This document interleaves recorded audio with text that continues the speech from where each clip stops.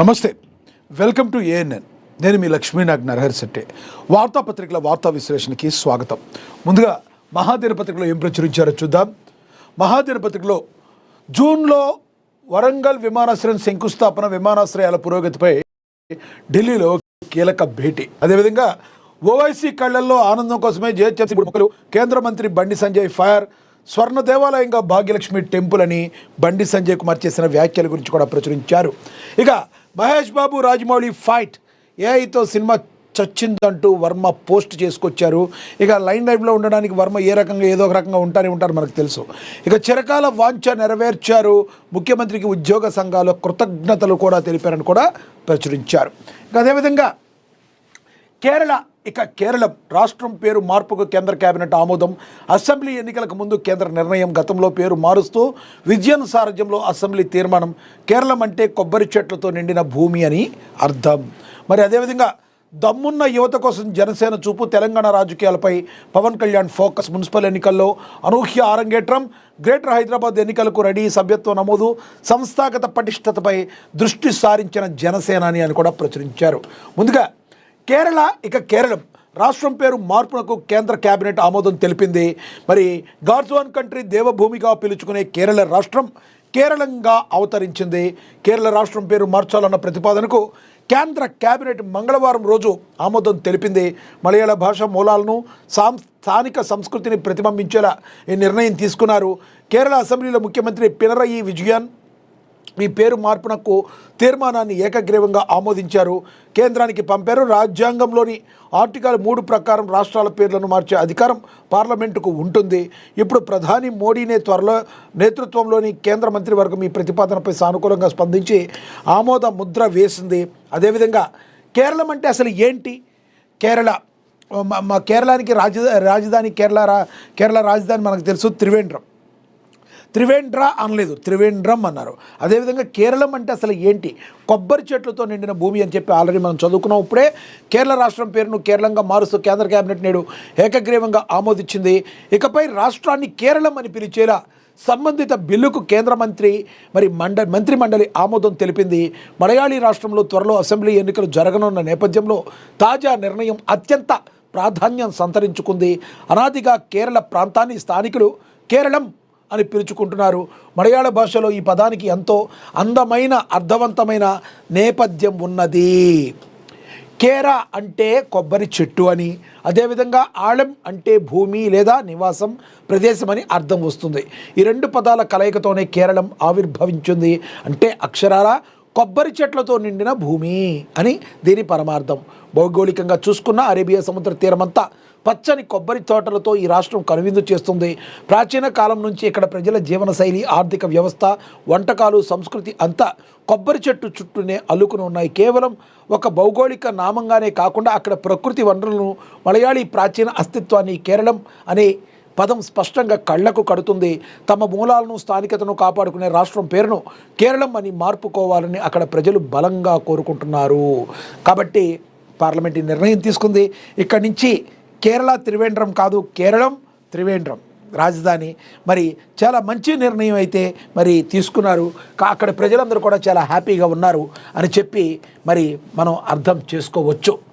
ఇక అదేవిధంగా చిరకాల వాంఛను నెరవేర్చారు, ముఖ్యమంత్రికి ఉద్యోగ సంఘాలు కృతజ్ఞతలు తెలిపారు. మరి ఉద్యోగులకి ఎటువంటి పరిస్థితుల్లో మరి వాళ్ళ ఆరోగ్య పరిస్థితులు అన్నీ కూడా బాగుండాలని చెప్పి వాళ్ళకి ఒక 6 హాస్పిటల్స్కు మరి చాలా వరకు ఎగ్జామ్షన్ ఇచ్చారు. అదేవిధంగా ఎనీ గవర్నమెంట్ హాస్పిటల్స్లో కూడా వారికి మరి మంచి వైద్య సేవలు అందించే విధంగా మరి సీఎం రేవంత్ రెడ్డి తీసుకున్న నిర్ణయం.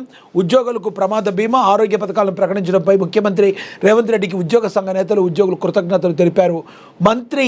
ముఖ్యమంత్రిని ఆయన నివాసంలో కలిసిన టీజీఓ, టీఎన్జీఓ, రెవెన్యూ, ఉపాధ్యాయ, పెన్షనర్లు తదితరుల సంఘాల నాయకులు, ఉద్యోగులు తమ చిరకాల వాంఛ నెరవేర్చారని ముఖ్యమంత్రి, ఉద్యోగ సంఘాల నేతలు ప్రశంసలు కురిపించారు. ఈ 2 పథకాలు చరిత్రలో నిలిచిపోతాయన్నారు. 652 గుర్తింపు పొందిన ప్రభుత్వ, ప్రైవేట్ హాస్పిటల్లో 1999 వ్యాధులకు నగదు రహిత చికిత్సలు అవకాశాలు కల్పించడంపై హర్షాన్ని వ్యక్తం చేశారు.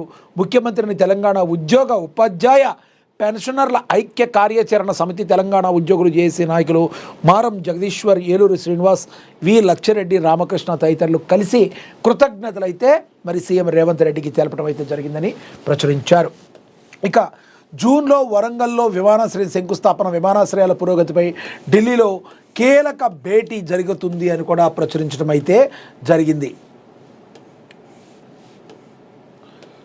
తెలంగాణ రాష్ట్రంలోని వివిధ విమానాశ్రయ ప్రాజెక్టుల పురోగతిపై ఢిల్లీలో రాజీవ్ గాంధీ భవన్లో కేంద్ర మంత్రులు కిషన్ రెడ్డి, రామ్మోహన్ నాయుడు మర్యాదపూర్వకంగా మంగళవారం సమావేశం అయ్యారు. తెలంగాణ రాష్ట్రంలోని విమానాశ్రయాల అభివృద్ధిపై పౌర విమానయాన శాఖ కార్యదర్శి, ఎయిర్పోర్ట్ అథారిటీ ఆఫ్ ఇండియా చైర్మన్తో వరంగల్, ఆదిలాబాద్, పెద్దపల్లిలో ప్రతిపాదిత పనులు జరుగుతున్న విమానాశ్రయ ప్రాజెక్టులపై విస్తృత చర్చ జరిపారు.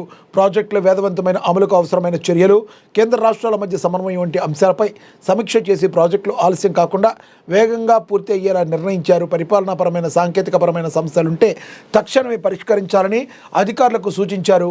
వరంగల్ విమానాశ్రయం కోసం 953 ఎకరాల భూమి అందుబాటులోకి వచ్చినట్లుగా అధికారులు తెలిపారు. దీంతో 2500 మీటర్ల రన్వే నిర్మాణం చేపడుతున్నట్లుగా ప్రస్తుతం డిజైన్ స్కోప్ ఆఫ్ వర్క్ డిపిఆర్ను ఖరారు చేసే ప్రక్రియ తుది దశకు చేరుకుంది. 2026 జూన్ నెలలో శంకుస్థాపన కార్యక్రమం నిర్వహించే కార్యాచరణను కూడా సిద్ధం చేస్తున్నారు. ఇదందరికీ కూడా వరంగల్ జిల్లా వ్యాప్తంగా ఇది ఇంకా జిల్లా వాసులందరికీ మరి గుడ్ న్యూస్గా మనమైతే తెలుసుకోవచ్చు. ఇక దమ్మున్న యువత కోసం జనసేన చూపు, తెలంగాణ రాజకీయాలపై పవన్ కళ్యాణ్ ఫోకస్ పెట్టారు. మున్సిపల్ ఎన్నికల్లో ఆరంగేట్రం, గ్రేటర్ హైదరాబాద్ ఎన్నికలకు రెడీ, సభ్యత్వం నమోదు, సంస్థాగత పటిష్టతపై కూడా దృష్టి సారించారు. మరి జనసేన గతంలో మనకు తెలుసు జిహెచ్ఎంసీ మున్సిపల్ ఎన్నికల్లో పోటీ చేస్తామని బీఫామ్స్ కూడా ఇచ్చారు జనసేన గత జిహెచ్ఎంసీ ఎన్నికల టైంలో. కానీ మరి ఢిల్లీ నుంచి మరి ఒక పిలుపు వచ్చి బీజేపీ పిలుపు మేరకు మరి కొంత మీరు సంయమనం పాటించాలి, ఆగాలన్నప్పుడు గతంలో ఆగారు. కానీ ఈసారి పరిస్థితులు అలా లేవు. ఇక్కడ తెలంగాణలో బీజేపీ జనసేనని కలుపుకుపోయడం అనే ఉద్దేశం ఇక్కడ తెలంగాణ నాయకులకి లేదు. ఏది ఏమైనప్పటికీ తెలంగాణలో కూడా జనసేన పార్టీ మరి తన యొక్క జెండాను పాతడానికి, జెండాను రెపరెపలాడించడానికి ఉవ్విళ్ళూరుతుంది. మరి మంచి యువతరం కోసం, నాయకుల కోసం ఎదురు చూస్తున్న పరిస్థితి జనసేన. మరి వారి కోసం జనసేనని మరి ముందుకు వెళుతున్నారు. డబ్బున్న నాయకులు కాదు, దమ్మున్న యువత కావాలి. తెలంగాణలో పార్టీ బలోపేతం వాళ్ళ చేతుల్లోనే ఉంటుందంటూ జనసేనాని పవన్ కళ్యాణ్ కొండగట్టులో చేసిన వ్యాఖ్యలు తెలంగాణ రాజకీయాల్లో మరో రాజకీయ శక్తికి ఊపిరి పోస్తున్నాయి. రానున్న రోజుల్లో జనసేన తెలంగాణ రాజకీయాల్లో సంచలనంగా కేంద్ర బిందువుగా మారుతుందన్న అభిప్రాయం ఆ పార్టీ నేతల్లో వ్యక్తమవుతుంది. జనసేన అధినేత పవన్ కళ్యాణ్ ఫోకస్ తెలంగాణ వైపు షిఫ్ట్ చేయడంతో ఈ ప్రాంతంలో జనసేన ఫ్యూచర్పై అంచనాలు పెరిగాయి. ఇప్పటి వరకు ఏపీపై ఫోకస్ పెట్టిన 100% స్ట్రైక్ రేట్తో పోటీ చేసిన అన్ని స్థానాలు గెలుపొందిన జనసేన పార్టీని తెలంగాణలో విస్తరింపజేయాలని డిసైడ్ అయింది. తెలంగాణలోని కమిటీలు రద్దు చేసి కొత్త కమిటీల వైపు అడుగులు వేయడంతో పాటు సభ్యత్వ నమోదుపైన ఫోకస్ చేసింది. ఇటీవల ఎన్నికల్లో 300కు పైగా స్థానాల్లో పోటీ చేయడం తెలంగాణ రాజకీయ వర్గాలను ఆశ్చర్యపరచగా తెలంగాణ ఇన్ఛార్జిగా రామ్ తాళూరి పట్టుదల స్పష్టంగా కనబడుతుంది. గతంలో లాగా ఆషామాషిగా కాకుండా పకడ్బందీగా కనబడుతుంది. జనసేనాని పవన్ కళ్యాణ్ రాకున్నా ప్రచారం సందర్భంగానైనా జాగ్రత్తలు తీసుకుని ఉంటే డబుల్ డిజిట్ స్థానాలు ఆరంగేట్రంలో దక్కేవన్న అభిప్రాయం కూడా చాలా స్పష్టంగా వినబడుతుంది. ఒక కౌన్సిలర్, ఒక కార్పొరేటర్ను గెలుచుకోవడం ద్వారా జనసేన తెలంగాణలో సంచలనాన్ని సృష్టించింది. పవన్ కళ్యాణ్ భావజాలానికి తెలంగాణలోనూ పెద్ద ఎత్తున అభిమానులు ఉన్నా ఇక్కడ భావోద్వేగాలను అర్థం చేసుకునే నేతలు సున్నితంగా రాజకీయాలు చేయాల్సి ఉంటుంది. సరైన వ్యూహం, తెలంగాణ ఫ్లేవర్తో మరింత పకడ్బందీగా ముందుకెళ్తే తెలంగాణ అసెంబ్లీలోనూ జనసేన ఆరంగేట్రం ఖాయం కావడంతో పాటు గ్రేటర్ హైదరాబాద్ ఎన్నికల్లోనూ మంచి ప్రభావం చూపే అవకాశాలు చాలా స్పష్టంగా కనబడుతున్నాయి. అన్ని రాజకీయ పార్టీలు వేరు, కానీ తెలంగాణ గడ్డపై పురుడు పోసుకున్న పార్టీ జనసేన పార్టీ. అవును, జనసేన పార్టీ మరి 2014లో మరి పురుడు పోసుకుంది, మనందరికీ కూడా తెలుసు. మార్చి 14న మరి ఈ జనసేన పార్టీ మార్చి 14న ఏదైతే ఈ జనసేన పార్టీ పురుడు పోసుకుందో, కొండగట్టు అంజన్న నన్ను కాపాడాడని పవన్ కళ్యాణ్ ఎప్పుడు చెప్తూ ఉంటారో, తెలంగాణ ప్రజల కోసం ఎప్పుడు కూడా పవన్ కళ్యాణ్ పరితపిస్తూ ఉంటారు. ఆ మాటకు వస్తే అసలు పవన్ కళ్యాణ్కి ఫ్యాన్ బేస్, ఫ్యాన్ ఫాలోయింగ్ కూడా ఎక్కువగా ఉన్న రాష్ట్రం తెలంగాణ రాష్ట్రం. ఒకప్పుడు మెగా ఫ్యామిలీకి నిజాం అంటే కంచుకోట కాబట్టి, నైజాం అంటే కంచుకోట. వాళ్ళు ఇక్కడి నుంచే పేమెంట్లు కూడా తీసుకున్న పరిస్థితి. ఆంధ్ర సీడెడ్ నైజాంగా విడగొడితే నైజాంకి వాళ్ళు పేమెంట్లు తీసుకున్న పరిస్థితి. ఆ రకంగా అంతటి ఎక్కువ మంది జనసేన పవన్ కళ్యాణ్ని అభిమానులు బాగా ఓన్ చేసుకున్న పరిస్థితి. అయితే పవన్ కళ్యాణ్ అయితే బాగా ఓన్ చేసుకున్నారు. కానీ అనూహ్య పరిణామాలు, తెలంగాణ సెంటిమెంట్ వీటన్నిటి నడుమ జనసేన ఇక్కడ పెద్దగా ఫోకస్ చేయలేదు. కానీ ఈసారి అలా కాదు, మరి యువతరం కోసం జనసేనాని ఫోకస్ పెట్టారు. ఎవరికైనా లోకల్ నాన్ లోకల్ అని ఉంటుంది, కానీ పవన్ కళ్యాణ్ మాత్రం ఆయన నేషనల్ లీడర్, మనసుతో స్పందించే నాయకుడిగా మంచి పేరు తెచ్చుకుని మరి ఈ రోజున ఆంధ్రప్రదేశ్లో ఎక్కడ కష్టమున్నా అన్నా అని పిలవగానే నేనున్నానంటూ ముందుకెళ్తున్న పవన్ కళ్యాణ్ మరి తెలంగాణ వైపు, తెలంగాణ ప్రజల వైపు కూడా మరి ఆయన ఎటువంటి పరిస్థితుల్లో ఇక్కడ కూడా నేను ఉండాలి అనుకుని ఆల్రెడీ ఇప్పటికే కొన్ని సేవా కార్యక్రమాలు తెలంగాణలో చేశారు. తెలంగాణలో మారుమూల గ్రామాలకి బోరు తవ్వించిన పవన్ కళ్యాణ్కే చెల్లింది వ్యక్తిగత ఖర్చులతో. అదేవిధంగా కొండగట్టు అంజన్నకి ఎప్పుడైతే మాట ఇచ్చాడో తనను కాపాడిన కొండగట్టు అంజనకి ఏపీలోని టీటీడీ నిధుల ద్వారా తెలంగాణకు మరి ఆ కొండగట్టు అంజన్న స్వామి క్షేత్ర డెవలప్మెంట్కి అమౌంట్ ఏర్పరచడంలో ఆయన తనదైన శైలిలో ముద్ర వేసి పవన్ కళ్యాణ్ నాకు ఆంధ్ర తెలంగాణ అనే ఫీలింగ్ లేదు, భారత్ అని మాత్రమే ఫీలింగ్ ఉందన్న ఉద్దేశంతో మరి పవన్ కళ్యాణ్ ఉన్నారు. పవన్ కళ్యాణ్కి ఏదో ఏపీ వాడనో లేదంటే తెలంగాణ వాడనో ముద్ర వేసే అవకాశం ఎక్కడా కూడా మనకి కనబడతలేదు. ఎందుకంటే సాక్షాత్తు ప్రధాని నరేంద్ర మోడీ గారే చెప్పారు, పవన్ కళ్యాణ్ అంటే అదొక వీచే గాలి కాదు, తుఫాన్ అందే హై అని చెప్పారు. రానున్న రోజుల్లో జనసేన చాలా బలంగా వెళ్ళబోతుంది. మరి యువతరానికి మరి రెడ్ కార్పెట్ పరుస్తూ కావాల్సింది డబ్బున్నోళ్ళు కాదు, దమ్మున్న నాయకుడు కావాలని చెప్పి యువతరం కావాలి. ఇలాంటి యువతరం వస్తే సమాజానికి మంచి జరిగటానికి అవకాశం ఎక్కువగా ఉంటుందని చెప్పి మరి జనసేనాని పిలుపునివ్వడం జరిగింది. ఇక మనకి తెలుసు, మొన్న మున్సిపల్ ఎన్నికల్లో కూడా పోటీ చేశారు. అయితే 2 సీట్లను వాళ్ళు గెలుచుకోవడం జరిగింది. ఒక కార్పొరేషన్ గెలిచారు, ఒక కౌన్సిలర్ గెలిచారు, మరి ఒక కార్పొరేటర్ గెలిచారు, ఒక కౌన్సిలర్ గెలిచారు. కానీ ఫోకస్ నిజంగా చేస్తుంటే రెండంకెల సీట్లు గెలుచుకునే అవకాశం ఉండేదని దీనిలో మరి మహాదినపత్రికలో ప్రచురించడం అయితే జరిగింది. రామ్ తాళ్ళూరి ఎవరైతే ఉన్నారో చాలా పట్టుదలతో ఎటువంటి పరిస్థితుల్లో తెలంగాణలో కూడా జనసేన పార్టీ మరి నిలదొక్కుని ముందుకు వెళ్ళడానికి ఆయన చాలా బలంగా మరి చాలా వరకు పట్టుదలతో ఉన్నట్టుగా మనకైతే స్పష్టంగా అర్థమవుతుంది. కాబట్టి ఒక సంచలనాలకు కేంద్ర బిందువుగా మారే అవకాశం రానున్న రోజుల్లో, రానున్న సంవత్సరాల్లో జనసేన కనబడుతుంది. ఇప్పుడు అక్కడ దాకా ఎందుకు, గతంలో జిహెచ్ఎంసీ ఎన్నికల్లో అయితే పోటీ చేయలేదు, కానీ ఈసారి జిహెచ్ఎంసీ ఎన్నికల్లో కూడా పోటీ చేస్తున్నారు. జిహెచ్ఎంసీ ఎన్నికల్లో కూడా పోటీ చేసి తమ సత్తా ఏంటో చాటడానికి జనసేన ఉవ్విళ్ళవుతుంది. చూడాలి మరి ఏ మేరకు సక్సెస్ అవుతుంది, ఎంతవరకు మరి. ఎందుకంటే ఆల్రెడీ మున్సిపాలిటీలోనే 2 సీట్లు తెచ్చుకున్న వాళ్ళకి జిహెచ్ఎంసీలో తెచ్చుకోవడం పెద్ద గొప్ప కాదు. ఫోకస్ చేస్తే కంపల్సరీ జనసేనకి మంచి అవకాశాలు ఉన్నాయని దీన్ని బట్టి మనకైతే అర్థమవుతుంది. ఇక తదుపరి ఓవైసీ కళ్లల్లో ఆనందం కోసమే జిహెచ్ఎంసీ 3 ముక్కలు. కేంద్ర మంత్రి బండి సంజయ్ ఫైర్ అయ్యారు. స్వర్ణ దేవాలయంగా భాగ్యలక్ష్మి టెంపుల్ మరి ఉందని చెప్పి బండి సంజయ్ అయితే చెప్పడం జరిగింది. రాష్ట్రంలో బీజేపీ అధికారంలోకి రాగానే చార్మినార్ భాగ్యలక్ష్మి ఆలయాన్ని స్వర్ణ దేవాలయంగా మారుస్తానని కేంద్ర మంత్రి బండి సంజయ్ తెలిపారు. కరీంనగర్ మున్సిపల్ ఎన్నికల్లో విజయం తర్వాత భాగ్యలక్ష్మి అమ్మవారిని బండి సంజయ్ దర్శించుకున్నారు. ఈ సందర్భంగా కరీంనగర్ పార్లమెంట్ పరిధిలో మేయర్, డిప్యూటీ మేయర్, కార్పొరేటర్లు, కౌన్సిలర్లు పాల్గొన్నారు. రాష్ట్రంలో కాంగ్రెస్ పార్టీ అధికారంలోకి వచ్చిన తర్వాత హిందూ ఆలయాలపై దాడులు పెరిగిపోయాయని బండి సంజయ్ కుమార్ చెప్పారు.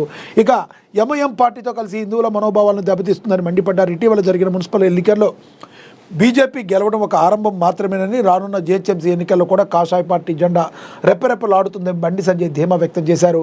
ఎంఐఎం అరాచకాలను అడ్డుకునే సత్తా కేవలం బీజేపీకి మాత్రమే ఉందని తేల్చి చెప్పారు. ఓవైసీ కళ్లల్లో ఆనందం కోసమే జిహెచ్ఎంసీని 3 ముక్కలు చేశారన్నారు. పంజాబ్లోని అమృత్ నగర్ గోల్డెన్ టెంపుల్ లాగే చార్మినార్ భాగ్యలక్ష్మి అమ్మవారి ఆలయానికి పూర్వ వైభవం తీసుకొస్తామని ఈ సందర్భంగా బండి సంజయ్ హామీ ఇచ్చారు. హిందూ సమాజానికి రక్షణ కవచంగా ప్రస్తుతం భాగ్యలక్ష్మి ఆలయం ఉందని పేర్కొన్నారు. మరోవైపు తాను గతంలో నిర్వహించిన ప్రజా సంక్రమ యాత్ర భాగ్యలక్ష్మి అమ్మవారి ఆలయం నుంచే మొదలయ్యి సక్సెస్ఫుల్గా పూర్తి చేసుకున్నట్లుగా గుర్తు చేసుకున్నారు. బండి 2021 ఆగస్టు 28వ తేదీన ప్రజా సంక్రమ యాత్ర ప్రారంభం కాగా ఆ యాత్రకు నేటితో సరిగ్గా 1640 రోజులు పూర్తి కావడం ఒక అద్భుతమని, అలాంటి రోజున మళ్ళీ అమ్మవారిని దర్శించుకున్నట్లుగా మరి ఆయన చెప్పారు. ఇక ఎంఐఎంను ఎదుర్కొనే సత్తా మాకే ఉందని, హామీలపై క్యాబినెట్పై చర్చ ఏదని, అలాగే ఆలయాలపై దాడులు పెరిగాయని చెప్పి బండి సంజయ్ ప్రశ్నల వర్షాన్ని అయితే కురిపించడం అయితే మనమైతే గమనించవచ్చని కూడా ప్రచురించారు. ఇక అదేవిధంగా మహేష్ బాబు రాజమౌళి ఫైట్ ఏఐతో సినిమా చచ్చిందంటూ వర్మ పోస్ట్ చేశారు. మనకి తెలుసు రామ్ గోపాల్ వర్మ సంచలనాలు చేస్తూ ఉంటారు. తను జనాలు మర్చిపోతున్నారు అనుకునే లోపే ఏదో ఒక దాంతో ముందుకు వచ్చి మరి నేను కూడా ఉన్నాను, నన్ను మర్చిపోమాకండి దయచేసి అని ఆయన గుర్తు చేసుకుంటూ ఉంటారు. Star hero Mahesh Babu అగ్రదర్శకుడు SS Rajamouli గొడవ పడుతున్నట్లు ఉన్న ఈ వీడియో ఇప్పుడు సోషల్ మీడియాలో వైరల్ అవుతుంది. సినిమా ఈజ్ డెడ్ అంటూ వర్మ పంచుకున్న ఈ ఫైటింగ్ వీడియోపై అనేక కామెంట్స్ వినిపిస్తున్నాయి. కొందరు ఈ క్రియేటివిటీని మెచ్చుకుంటే మరికొందరు తప్పుపడుతున్నారు. ఏదైనా సాధ్యమే అంటూ కామెంట్లు పెడుతున్నారు. వారణాసి ప్రచార సమయంలో ఖచ్చితంగా ఈ వీడియోని ప్లే చేస్తారని వ్యాఖ్యలు జోడిస్తున్నారు. మహేష్ బాబు పాస్పోర్ట్ విషయంలోనే ఇద్దరు గొడవ పడుతున్నారంటూ అభిమానులు స్పందించడం గమనార్హం అని చెప్పి మరి తెలుస్తుంది. మరి వర్మ పోస్టు మరి ఎన్ని సంచలనాలకు దారితీస్తుందో ఏమంటారో మనం వేచి చూడాల్సిన పరిస్థితి. అయితే అదేవిధంగా జర్నలిస్టులకు ఎలాంటి నిబంధనలు లేకుండా అక్రిడేషన్ కార్డులు ఇవ్వాలి BRS LP ఉపనేత Harish Rao. BRS ప్రభుత్వం ఉద్యోగులతో పాటు జర్నలిస్టులకు ఫ్రీ హెల్త్ స్కీమ్ తెచ్చిందని, ఉద్యోగులకు 1% కంట్రిబ్యూషన్తో జర్నలిస్టులకు పూర్తిగా ఉచితంగా సేవలు అందించాలని నిర్ణయం. కానీ ఇప్పుడు ఈ ప్రభుత్వం జర్నలిస్టులను చూస్తేనే విసుక్కుంటుందని మాజీ మంత్రి BRS deputy floor leader Harish Rao అన్నారు. మంగళవారం వరంగల్లో నిర్మిస్తున్న సూపర్ స్పెషాలిటీ ఆసుపత్రి నిర్మాణ పనులను హరీష్ రావు ఇతర బీఆర్ఎస్ నేతలతో కలిసి పరిశీలించారు. మరి ఏదైనా మనం వాస్తవం మాట్లాడుకోవాలి.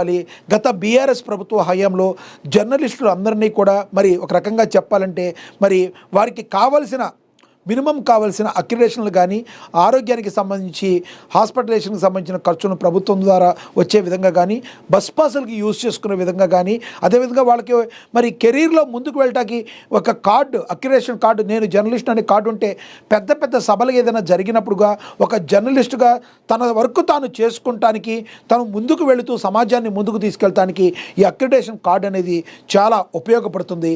దాన్ని బీఆర్ఎస్ పార్టీ గతంలో చేసింది. ఇప్పుడు నీళ్లు నములుతుంది కాంగ్రెస్ పార్టీ అన్నమాట మరి ఆరోపణలే కాదు, ఆ రకంగా జరుగుతుంది. ఇప్పుడు జరుగుతున్న తీరునైతే మరి గమనిస్తున్నారు. ఒకటి మాత్రం గుర్తుంచుకోవాలి, ఏ ప్రభుత్వం అయినా కూడా మరి ప్రజలకి ప్రభుత్వానికి వారధిగా ఉండే జర్నలిస్టులతో పెట్టుకుని ఆ జర్నలిస్టులని మాత్రం ఇబ్బంది పెడితే ఏ ప్రభుత్వాలు కూడా మరి కంటిన్యూ కాలేవు. దయచేసి కాంగ్రెస్ ప్రభుత్వం రేవంత్ రెడ్డి గారు దీని మీద ఫోకస్ చేసి మరి కేబుల్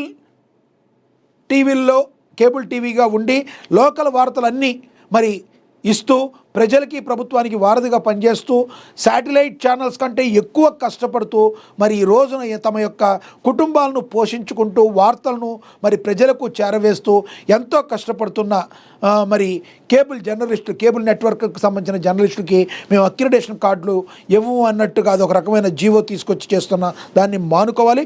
ఎటువంటి పరిస్థితుల్లో గతంలో ఏవైతే అక్రిడేషన్ కార్డులు అందరికీ ఉన్నాయో దానికి సంబంధించి ఇప్పుడు కొత్తగా వచ్చేవాళ్ళు నిజమైన జర్నలిస్టులకి అక్రిడేషన్ కార్డులు ఇవ్వాలి. ఇవ్వకపోతే మాత్రం ఇదొక మాయని మచ్చగా ప్రస్తుత ప్రభుత్వానికైతే పడుతుంది. దానిలో ఎటువంటి సందేహం లేదు. ఈ విషయంలో మరి బీఆర్ఎస్ లాంటి పార్టీలకి ఇచ్చే కాళ్ళు చేతులు ఇచ్చే రేపొద్దున మరి మీరు తలలు పట్టుకుని అదేదో అంటారు కదా, చేతులు కాలిపోయాక ఆకులు పట్టుకుని ఉపయోగం లేదన్నట్టుగా మీరు వెళ్లకుండా దయచేసి ప్రభుత్వం ఆలోచించి అక్రిడేషన్ కార్డులు జర్నలిస్టులందరికీ ఇవ్వాలి అని చెప్పి మరి ముక్త కంఠంతో జర్నలిస్టు సోదరులందరూ చెప్తున్నారు.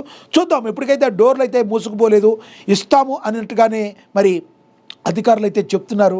ఒకసారి ప్రభుత్వం పునరాలోచించుకొని ఇది మరొక ఉద్యమంలాగా వెళ్లకుండా జర్నలిస్టులందరూ కూడా ప్రభుత్వానికి వ్యతిరేకం కాకముందే కళ్ళు తెరవాల్సిన బాధ్యత ప్రస్తుత ప్రభుత్వం మీద అయితే ఉంది. చూద్దాం రానున్న రోజుల్లో ఏం జరుగుతుందో అనేది. ఇక అధికారం ఎవరికీ శాశ్వతం కాదు, ప్రజాస్వామ్యాన్ని కూని చేస్తున్న కాంగ్రెస్ ప్రభుత్వం. మంత్రి వివేక్ ఆటలు sago. BRS working president KTR Hyderabad జైల్లో బాల్కా సుమన్తో ములాఖాత్. అధికారంలో ఎవరికి శాశ్వతం కాదన్న విషయాన్ని సీఎం రేవంత్ రెడ్డి గుర్తుంచుకోవాలని కేటీఆర్ అన్నారు. కేటీఆర్ గారు, మీరు బాగా చెప్తిరి, ఎంత బాగా చెప్తిరంటే చాలా బాగా చెప్తిరి. ఇప్పుడు మీకు అర్థమవుతుంది అధికారం ఎవరికి శాశ్వతం కాదని. మీరు ప్రభుత్వంలో 10 ఏళ్ల పాటు ఉన్నప్పుడు అధికారం ఎవరికి శాశ్వతం కాదని మీరు గుర్తుంచుకుంటే ఈ 5 సంవత్సరాలు కూడా మీరే ఉండేవాళ్ళు. అది మీరు మర్చిపోయారు కనుకే ప్రజలు మిమ్మల్ని ఆ స్థాయిలో కూర్చోబెట్టారు. మనం ఒకరికి చెప్పే ముందు, ఒక ఏళ్ళు చూపించే ముందు 4 వేళ్ళు మన వైపు చూపిస్తాయి అనే మాటను మీరు ఎందుకు గుర్తుంచుకోలేకపోతున్నారు? కేటీఆర్ గారు, మీరు మీ రాజకీయ పబ్బం గడుపుకుంటాక ఏ మాటలు మాడుతున్నారు. ఈ రోజు వరకు మీరు అంతెందుకు, ఇప్పటి వరకు కూడా ముఖ్యమంత్రి రేవంత్ రెడ్డి గారు అంటున్నారు కానీ మొన్నటి వరకు కూడా అసలు మీరు రేవంత్ రెడ్డి గారిని ఒక ముఖ్యమంత్రిగా మీరు గుర్తించారా? అధికారం ఎవరికి శాశ్వతం కాదనే భావన మీకు ఎప్పుడన్నా ఉందా? ఒక రకంగా చెప్పాలంటే కేసీఆర్ గారు సైలెంట్ అయ్యి ఆయన తెలుసుకున్నాడు వాస్తవం ఏంటనేది, ఆయన తెలుసుకున్నాడు అంతో ఎంతో. ఆయన మీద కొంత గౌరవం అనేది అందరికీ ఉంటుంది. కేటీఆర్ గారు ఇప్పటికీ మీరు మారకుండా కొంత అహంకారణ ధోరణితో వెళితే మీకు మాత్రం మరొక్కసారి మరి ప్రాబ్లం వచ్చే అవకాశం అయితే ఉంది. కాబట్టి ప్రస్తుత ప్రభుత్వం మీద వ్యతిరేకత ఏదైతే ఉందో దాన్ని మీరు ప్రజల్లోకి తీసుకువెళ్ళండి, మీ పార్టీని ముందుకు తీసుకువెళ్ళండి, అంతా బాగుంది. కానీ ముఖ్యమంత్రిని గుర్తించడం దగ్గర నుంచి ముఖ్యమంత్రిని కానీ లేదంటే మంత్రి మండలిని కానీ ప్రస్తుతం ఉన్న కాంగ్రెస్ నేతలను కానీ మీరు తీసిపారేసినట్టుగా, కరివేపాకు తీసిపారేసినట్టుగా మీరు రాజకీయ పార్టీగా చేయండి. కానీ సంబంధిత ప్రభుత్వానికి మీరు వాల్యూ ఇవ్వాలి, అది మాత్రం నేర్చుకోవాలి.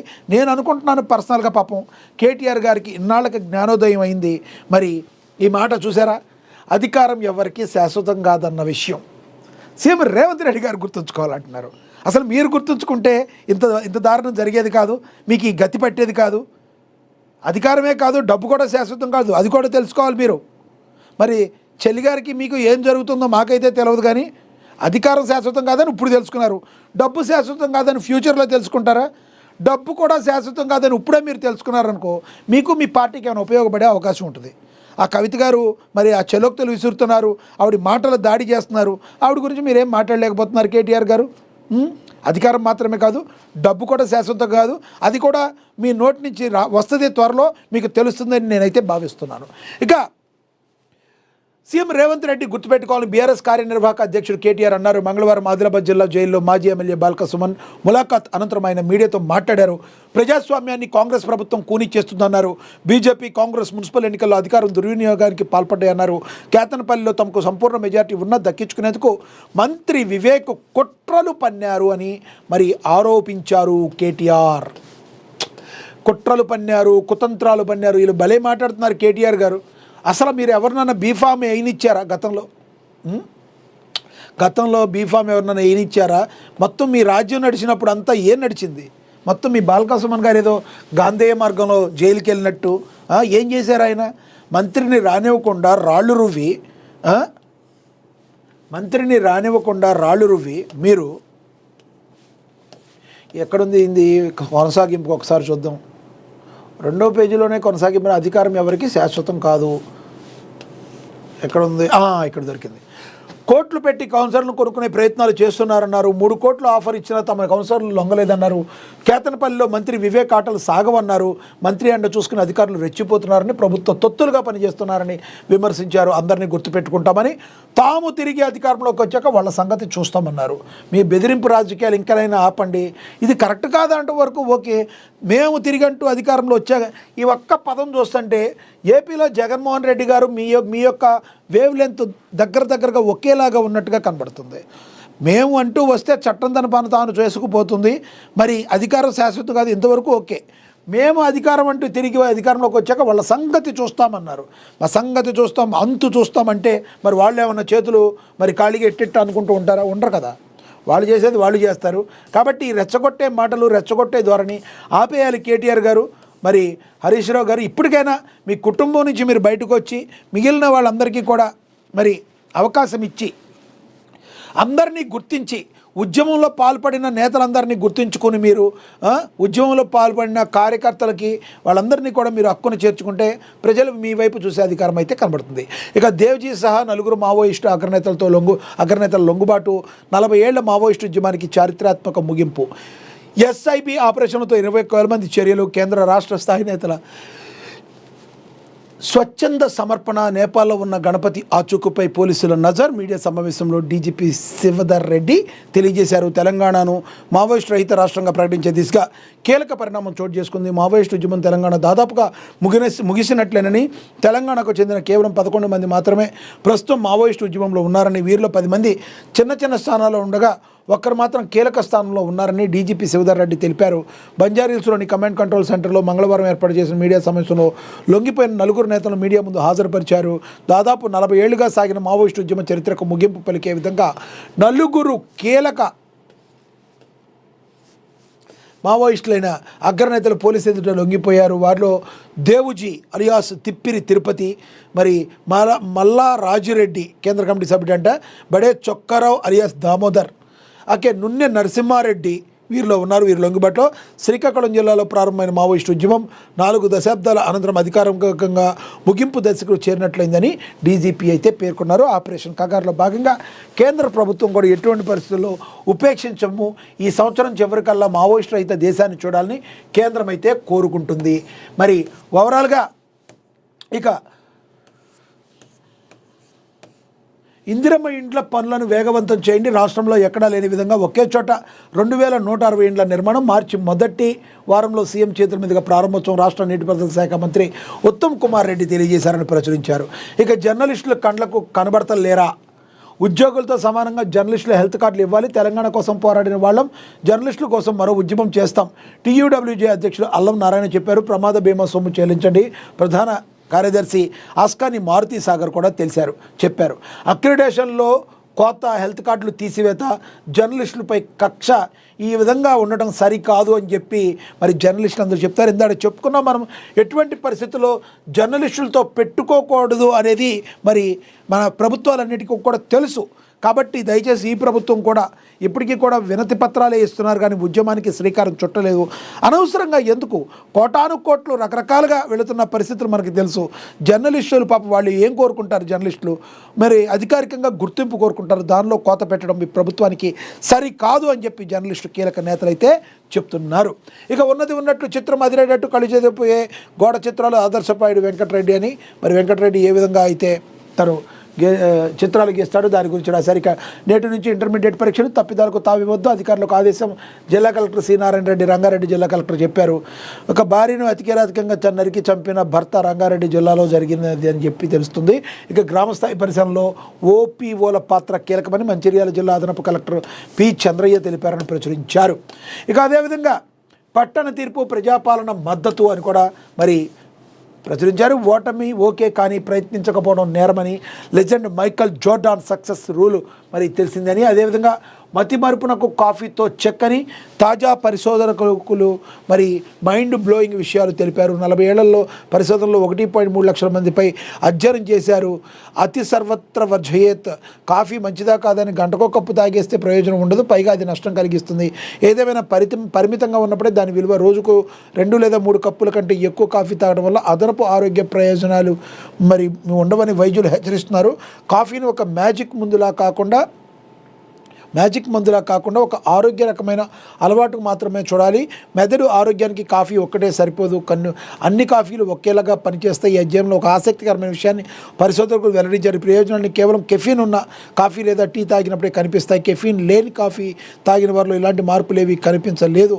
కాఫీ తాగని వారితో పోలిస్తే రోజు పరిమితంగా తాగే వారికి జ్ఞాపక శక్తి సమస్యలు చాలా తక్కువగా ఉన్నాయని అయితే తెలుస్తుంది. తాగమన్నారు కదా అని లోటల్ కాఫీ తాగితే ఉపయోగం లేదని కూడా చెప్తున్నారు. ఇక నల్గొండ మున్సిపల్ అధికారులు మాత్రం నిర్లక్ష్యం. తుప్పు పడుతున్న పేదవాడి ఆశ 50 లక్షల ప్రజాధనం తుప్పు కుప్పేన. నల్గొండ మున్సిపల్ అధికారులు నిర్లక్ష్యానికి పరాకాష్ఠని, గాలికి వదిలేసిన ఫ్యాబ్రికేటెడ్ షాపులు, రాజకీయ ఒత్తిడికి తలొగ్గి వీధి వ్యాపారులు పొట్టకొట్టు అని చెప్పి మరి తుప్పు పట్టినట్టుగా మరి ఇక్కడ ఏవైతే ఉన్నాయో వీళ్ళన్నింటినీ గురించి కూడా మరి చెప్పడం అయితే జరిగింది.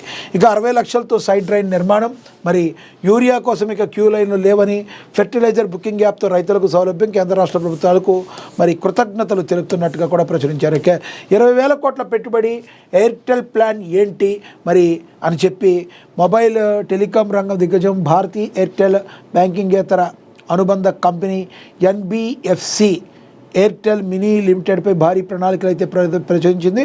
రానున్న కొన్నేళ్లలో 20,000 కోట్ల పెట్టుబడులకు తెర తీయనట్లుగా పేర్కొంది. అంతా బాగానే ఉంది కానీ ఇన్కమింగ్ కాల్ని ఆపేయడం మాత్రం చాలా దారుణంగా ఉందని అయితే మరి సిమ్ నాది, ఫోన్ నాది, మరి మేము కడుతున్నాం, దేనికి అవుట్ గోయింగ్కి మేము కడుతున్నాం, కానీ మీరు ఇన్కమింగ్ కాల్స్ని ఆపేయటం ఏంటని ప్రజల్లో ఒక ఉద్యమం వచ్చే అవకాశం అయితే స్పష్టంగా అయితే కనబడుతుంది. చూడాలి మరి దీని గురించి ఏ రకంగా ప్రభుత్వం ముందుకు వెళుతుందో అనేది. ఇక జోరుగా కల్కి సీక్వెల్ షూటింగ్, ప్రభాస్ ఎక్కడ అన్నట్టుగా కూడా మరి ప్రచురిస్తున్నారు. 2 ఏళ్ల క్రితం వచ్చిన కల్కి 2898 ఏడి ఎంతలా ఆకట్టుకుందో తెలిసిందే. ప్రభాస్ హీరోగా నాగ్ అశ్విన్ దర్శకత్వం వహించిన ఈ సినిమాలో అమితాబ్ బచ్చన్, కమల్ హాసన్ కూడా కీలక పాత్ర చేశారు. చివరిలో ప్రభాస్ని కర్ణుడి పాత్రలో చూపించి సీక్వెల్పై అప్పుడే హైప్ పెంచారు. మరి షూటింగ్ ఎప్పుడు మొదలవుతుందా అని అందరూ మాట్లాడుకుంటున్నారు. అయితే దీపిక ఈ మూవీ నుంచి తప్పుకోవడం లాంటివి జరగడంతో చిత్రీకరణ కాస్త ఆలస్యంగా మొదలైంది. దీనికి తోడు ప్రభాస్ కూడా పలు మూవీస్తో బిజీగా ఉన్నారు. కొన్ని రోజుల క్రితమే ఎట్టికేలకు కల్కి సీక్వెల్ షూటింగ్ మొదలైంది. తొలి భాగంలో సుప్రీం యాస్కిన్ పాత్రలో భయపెట్టిన కమల్ హాసన్ ఇందులో పూర్తి స్థాయి పాత్ర చేయనున్నట్టుగా తెలుస్తుంది. అమితాబ్ బచ్చన్ ఇప్పటిలానే అశ్వత్థామగా అలరించబోతున్నారు. తాజాగా వీళ్ళిద్దరూ సెట్లో కలుసుకున్నారు. ఈ ఫోటోలను అమితాబ్ బచ్చన్ తన బ్లాగ్లో పోస్ట్ చేశారు. చూడొచ్చు, కమల్ హాసన్ కావచ్చు, అదేవిధంగా అమితాబ్ బచ్చన్ కావచ్చు మాట్లాడుకున్న ఇమేజ్ని మనం అయితే చూడవచ్చు. ఇక అదేవిధంగా రాజమౌళి గారి సినిమాలో చేయడం నా కళ అని చెప్పి నయన్ సారిక చెప్తుంది. మరి నయన్ సారిక మనకు తెలుసు రీసెంట్గా హీరోయిన్గా ఎదుగుతుంది. ఈమె మనకు తెలుసు ప్రియాంక మోహన్ ఓజీలో ఒక ఊపు ఊపేసింది. కళల ప్రయాణం. తమిళనాడులోని ఒక చిన్న పట్టణానికి చెందిన సెన్బీకి దక్షిణ కొరియాకు వెళ్లాలన్నది పెద్ద కళ నిజమవుతున్న ప్రయాణాన్ని చూపించే మేడ్ ఇన్ ఇండియా చిత్రం 12న నెట్ఫ్లిక్స్లో విడుదల కాబోతుంది. స్వీట్ గేమ్ ఫేమ్ దక్షిణ కొరియా నటుడు పార్క్ హే జిన్నో హోజిన్ ఈ సినిమాలో ప్రధాన పాత్రలు నటించారు.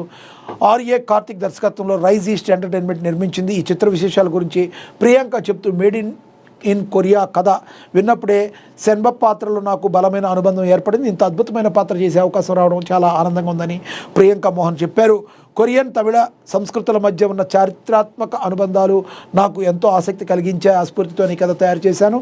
మనసుల్ని హత్తుకునే మరి స్లైస్ ఆఫ్ లైఫ్ చిత్రం ఇది. భాషల్ని దాటి ప్రపంచ సంస్కృతులను కలుపుతున్న కథలను ప్రోత్సహించిన నెట్ఫ్లిక్స్కు థ్యాంక్స్ అని పేర్కొన్నారు. ఆర్ఏ కార్తిక్ దక్షిణాది కథలపై మా దృష్టిని బలోపేతం చేస్తూ సంస్కృతిలో పారుతూపోతున్న కథలను ప్రపంచవ్యాప్తంగా ప్రేక్షకుల ముందు తీసుకురావడమే మా లక్ష్యమని పేర్కొన్నారు. Netflix India content president Monika Shergill అయితే చెప్పారు. ఓజీ చిత్రం ద్వారా మరి మంచి అప్పటికే ప్రియాంక మోహన్ చేశారు. నానితో కూడా ఒక సినిమాని అయితే చేశారు. ఓజీ మూవీ ద్వారా మరింత పేరు సంపాదించుకున్నారు ప్రియాంక మోహన్. అదేవిధంగా ఇక ఆంధ్రజ్యోతిలో చూద్దాం ఏం ప్రచురించారో. మార్కాపురానికి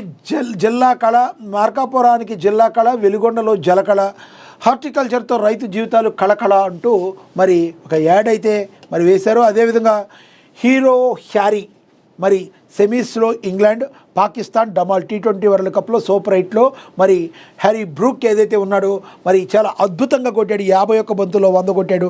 ఇంగ్లాండ్ చాలా ఒక 4 వికెట్లు 56 పరుగులకే 4 వికెట్లు కోల్పోయి ఒక సైడ్ వికెట్లు కోల్పోతూ వచ్చింది. వన్ సైడ్ షో చూపించాడు మరి కెప్టెన్. ఏదైతే ఉందో క్లిష్ట పరిస్థితుల్లో హ్యారీ బ్రూక్ వీరోచిత శతకంతో England T20 world cup semis బెర్త్ను ఖరారు చేసుకుంది. సూపర్ 8లో భాగంగా మంగళవారం గ్రూప్ 2లో హోరాహోరీగా జరిగిన మ్యాచ్లో ఇంగ్లాండ్ 2 వికెట్ల తేడాతో పాకిస్తాన్ ఓడించింది. తొలుత పాక్ 20 ఓవర్లో 164కు 9 వికెట్ల నష్టానికి చేసింది. షాహిబ్జాద్ ఫర్హాన్ 63 అర్ధశతకం వృధా అయిపోయింది. డాసన్ 3 భాషల్లో పడగొట్టాడు. ఏది ఏమైనా పాకిస్తాన్ ఇంటికి వెళ్ళిపోయింది. ఇది మాత్రం వాస్తవం. భారత్కి మాత్రం అవకాశం ఉంది.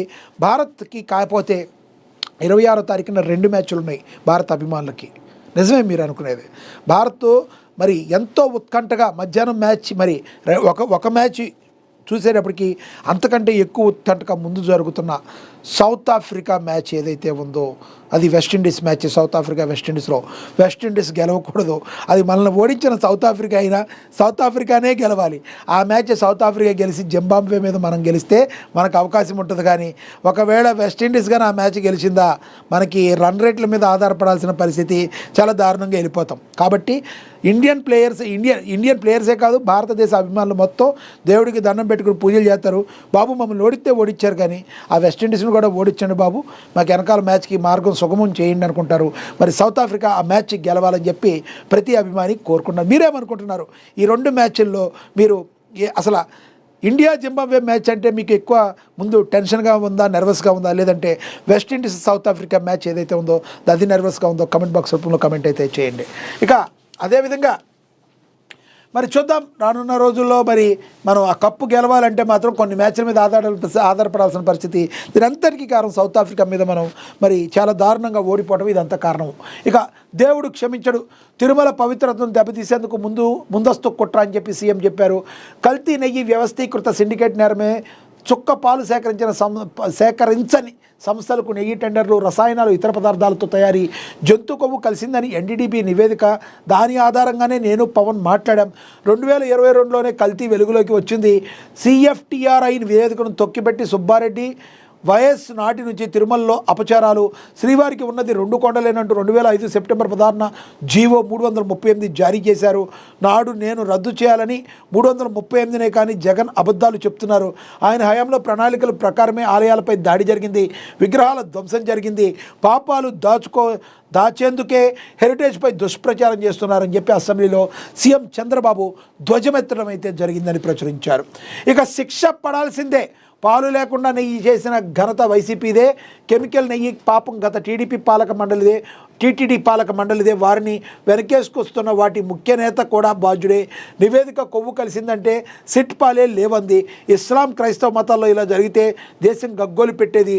దేవుడు డబ్బు దోచుకునేవారు, వారి తరాలు లేచిపోతాయి.